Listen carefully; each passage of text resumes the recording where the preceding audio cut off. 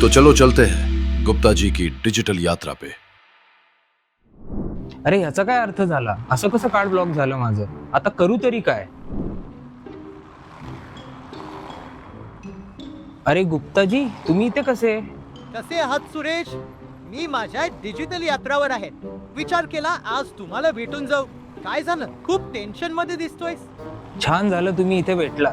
काय सांगू तुम्हाला गुप्ताजी, माझं Bajaj Finserv Insta EMI card block झालंय. अरे कदाचित KYC अपडेट झालं नसेल, पण तुम्ही हे सगळं बजाज फिनसर्व ॲपवर पाहू शकता.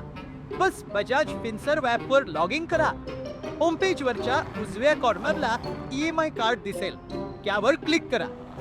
ज्या कार्डचे डिटेल्स पाहायचे आहेत ते निवडा.